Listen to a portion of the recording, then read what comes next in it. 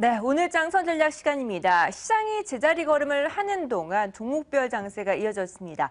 어제 코스피는 큰 변화가 없었죠. 그래도 두드러지는 종목군들은 있었습니다. 온탕과 냉탕을 오간 종목들 확인해보면서 투자 전략 세워보도록 하겠습니다. 위진베스트의 김영철 팀장과 함께합니다. 안녕하세요. 예, 안녕하세요. 네, 어제 중요했던 중국의 GDP가 예. 발표가 됐습니다. 그런데 시장에 크게 반영되지는 않는 모습이었고 코스피도 제자리 걸음을 했습니다. 오히려 더 부양책에 대한 기대감이 큰데요. 어떻게 보시나요? 사실 이제 어제 중국의 GDP 같은 경우에 상당히 애매하게 나왔다라는 평가가 오히려 맞지 않을까 이렇게 좀 보고 있고요.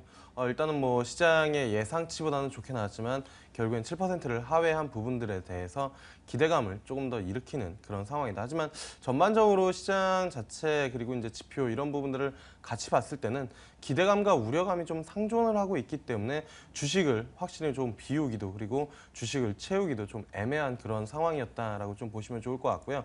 그렇게 볼 수밖에 없는 이유는 사실 어제 이제 중국의 GDP가 좀 발표가 되기는 했으나 이 이후로도 10월 달에 이제 그 이벤트들이 좀 많이 잡혀 있는 부분들이 뚜렷한 방향성보다는 그런 이벤트들을 좀 확인하고 넘어가자라는 그런 심리가 좀 강하게 작용을 하는 것 같습니다. 가장 첫 번째로는 역시나 이제 실적 부분들을 좀 빼놓을 수가 없는 그런 부분들이고요. 그 다음에 이제 중국의 어제 GDP도 이제 뭐 발표가 됐지만 그에 반해서 시장의 반응이 뭐 뜨뜻미지근했었던 건 역시나 오중전에 대한 기대감이 시장에 있다라는 부분들 그리고 이제 그 이후에 FMC 이벤트까지 있기 때문에 이 세 가지 이벤트 실적 그리고 이제 오중전에 그리고 FMC 이벤트 전까지는 시장에서는 뚜렷한 방향성을 좀 보이기는 좀 어렵지 않을까 이렇게 좀 보고 있는 그런 상황이고 결국에 뭐 뚜렷한 방향성을 보이려면은 이러한 이벤트들이 다 끝나는 10월 이후가 좀 되지 않을까 이렇게 좀 보고 있고요. 10월 달에는 뭐 앞서도 이제 뭐 간단히 말씀을 해주셨지만 종목별로 좀 순환매 또는 이제 개별 종목들이 움직이는 그런 움직임들이 좀 나타나지 않을까 이렇게 좀 판단을 하고 있습니다. 네, 중요한 포인트 역시나 세 가지입니다. 기업들의 실적 발표, 오중전회, 그리고 FMC 회의까지 이 세 가지 이벤트가 지나간 이후에 10월 방향성을 다시 잡을 수 있을 것으로 판단하고 있습니다. 그리고 어제 시장에서 또 주목해 볼 만한 이슈가 바로 보험 관련주들이었습니다. 보험료 전면 자율화를 통해서 대대적인 규제 개혁에 들어갔는데요. 그러면서 손해보험 관련주도 일제히 강세를 시원하네요. 이 투자들을 유혹할 만한 매력이 충분한가요? 어떤가요? 일단은 뭐 결론부터 말씀드리면 매력할 이제 뭐 요인이 좀 된다라고 이제 좀 판단을 하고 있는 그런 상황이거든요. 네. 사실 22년 만에 이제 보험 개혁 실질적인 이제 좀 개혁이 일어났다라고 이제 좀 보시면 좋을 것 같고 손해율이랑 그다음에 위험률을 이제 좀 자율화하면서 어느 정도 이제 규제를 좀 풀어주는 그런 모습들을 좀 보여줬다라고 이제 좀 판단을 하시면 좋을 것 같습니다.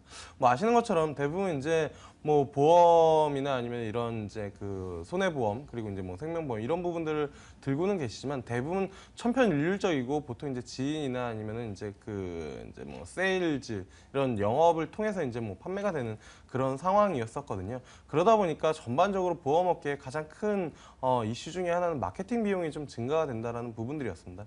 근데 이러한 이제 양적 그런 이제 뭐 싸움에서 질적 싸움으로 좀 바뀌는 그런 부분들이 가장 좀 뭐 중요하지 않을까 이렇게 좀 보고 있고요. 이러한 흐름대로 이어진다라고 하면은 결론적으로는 그간 지속적으로 좀 마케팅 쪽에 치우쳤었던 그런 부분들이 상품 개발 그리고 이제 상품의 특성화에 따라서 분명히 차별화가 나타날 가능성이 좀 높다라는 부분들입니다.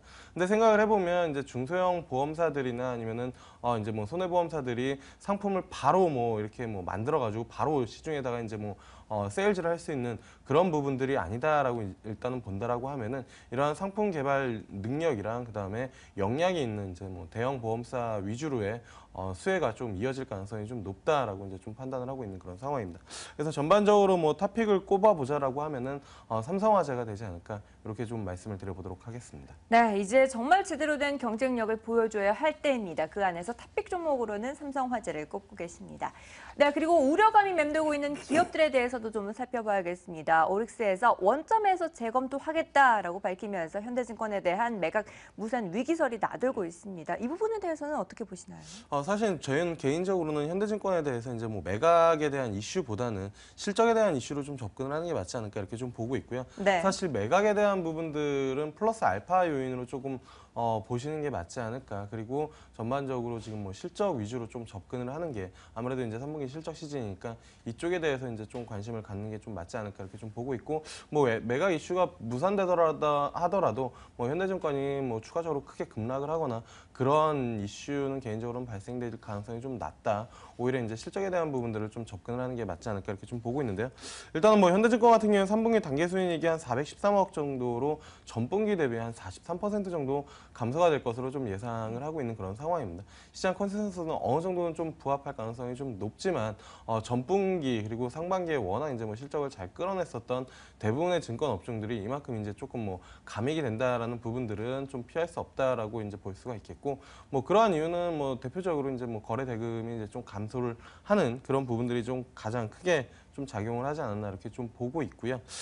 그리고 이제 이러한 이제 증권업종 같은 경우에는 지속적으로 이제 뭐 천수다 뭐 업종이다 뭐 이렇게 이제 코멘트들이 좀 나오고 있는데 트레이딩 전략은 좀 뭐 단순화시켜서 하는 게 좋지 않을까 이렇게 좀 보고 있습니다. 증권업종 같은 경우에는 사실 상반기 같은 경우에는 지수 자체가 상승을 하고 거래대금이 증가를 하면서 그런 실적 모멘텀들을 갖고 이제 움직였었는데 사실 뭐 이 앞전부터 뭐 옛날부터 이제 뭐 증권업종을 트레이딩해 보신 분들은 아시겠지만 지수가 상승하고 어느 정도의 임계치 그러니까 심리적인 저항선이나 아니면 수치적인 저항선을 돌파를 했을 때 그간 못 따라갔었던 뭐 두세 달 이제 뭐 못 따라갔었던 그런 수익률을 한 번에 따라가는 업종 자체가 이제 증권 업종이었기 때문에 이번에 사실 뭐 2050선 그리고 2000선 그러니까 2050선을 바라보고 있으면서 2000선을 이제 뭐 돌파를 할 때 한 번 슈팅이 조금 나오는 그런 상황이었고 추가적인 슈팅은 2050선이 돌파가 돼야 나오지 않을까 이렇게 좀 판단을 하고 있습니다. 그래서 전반적으로는 증권업종에 대해서는 실적 그리고 트레이딩 관점에서 좀 대응을 하는 게 맞지 않을까 이렇게 좀 판단을 하고 있고요. 그 중에서 뭐 탑픽으로 보고 있는 것은 이 앞전 뭐 상반기부터 지속적으로 뭐 증권업종 탑픽이라고 말씀드렸던 메리츠증권증권이 되지 않을까 이렇게 좀 보고 있습니다. 증권사 쪽에서 사실 뭐 유일하게 이제 뭐 종금 라이센스를 가지고 있고 그다음에 이제 ROE가 가장 높다라는 그런 부분들에서 메리츠증권증권 쪽을 오히려 이제 증권업종에서 관심을 가져볼 만하지 않을까 이렇게 좀 말씀을 드려보도록 하겠습니다. 네, 증권업종에 대해서는 여전히 실적에 포커스가 맞춰져 있습니다. 그 안에서 탑픽 종목으로는 메리츠 종금증권을 꼽고 계셨습니다. 그리고 또 하나의 이슈가 있었습니다. 대우조선해양이 두산엔진 전량지분을 블록딜 방식으로 추진하겠다라고 얘기가 나왔습니다. 3조 원이라는 영업 손실을 만회하기가 쉽지만은 않네요. 예. 아무래도 이제 뭐 3조 원을 만회를 하려면은 갖고 있는 자산이나 아니면 주식들을 좀 처분을 해줘야 그만큼의 현금 유입이 이제 들어올 수밖에 없는 그런 상황인데요. 개인적으로 지금 뭐 이렇게 두산엔진 매각 이슈는 대우조선해양에는 긍정적으로 작용할 가능성은 좀 있습니다. 하지만 문제는 뭐냐면은 이 대우조선해양이 이미 시장에서 신뢰를 잃어버렸다라는 부분들이거든요. 사실 뭐 이 앞전에 이제 뭐 다른 그러니까 같은 업종에 있는 뭐 삼성중공업이나 뭐 현대중공업이나 이런 이제 중공 업체들 대비 월등한 수익률을 기록을 하면서 동종 업계에 있는 그 사람들조차도 좀 의아스럽긴 하지만 대단하다라는 평가가 이제 뭐 긍정적이다는 평가가 좀 줄을 이뤘었는데 결국에는 그게 이제 그 손실을 한 번에 뭐 내보내는 뭐 빅베스도 없다라고 그랬는데 결국에는 뭐 3조 원을 떨어내는 그런 부분들을 좀 보여줬기 때문에 시장에서 저는 현재 주가 수준은 완전히 신뢰를 잃어버린 그런 흐름이다라고 좀 보시면 좋을 것 같고 지금 뭐 사실 다른 조선업종이 낙폭과대 이벤트로 인해서 저점 대비 상승을 하는데 대우조선해양이 못 올라갔기 때문에 이거를 여기서 이제 뭐 접근을 해볼까라는 그런 투자 아이디어는 개인적으로는 그렇게 좀 바람직하지는 않지 않나. 그만큼 못 올라간 이유 이면에는 앞서 말씀드린 것처럼 시장에서 전혀 믿고 있지 않는 그런 상황이기 때문에 뭐 그러한 움직임들이 좀 나타난다라고 보시면 좋을 것 같고요.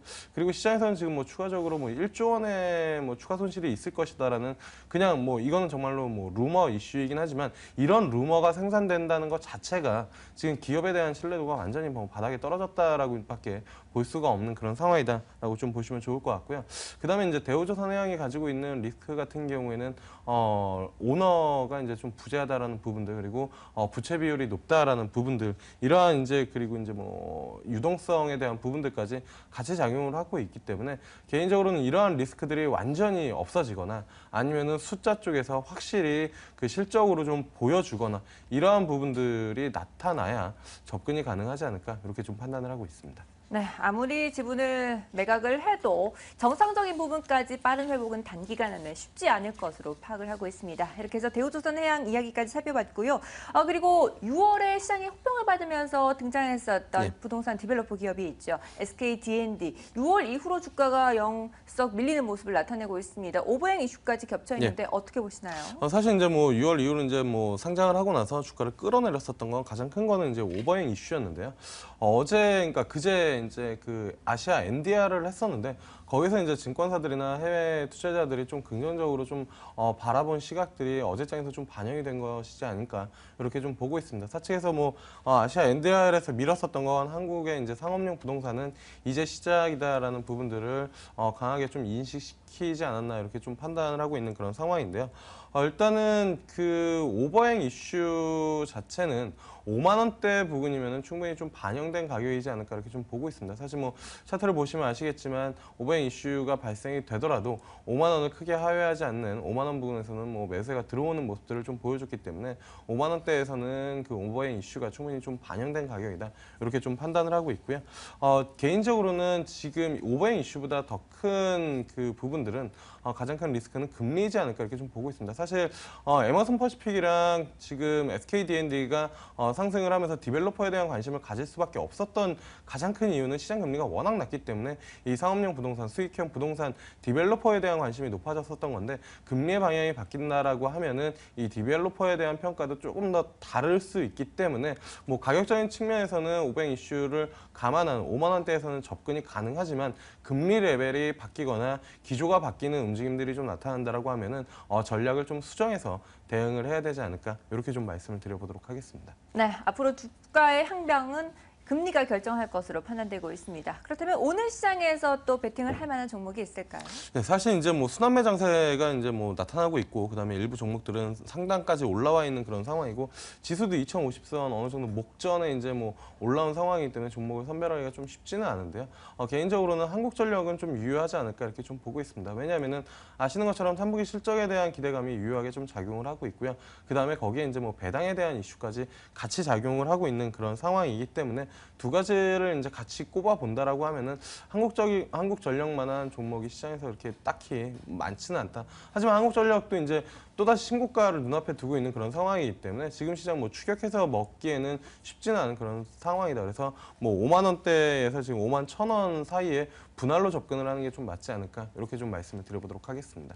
네, 목표가 5만 8천 원 돌파 한국전력 한번 기대를 해보도록 하겠습니다. 위즌베스트의 김영철 팀장과 함께했습니다. 말씀 감사합니다. 예, 감사합니다.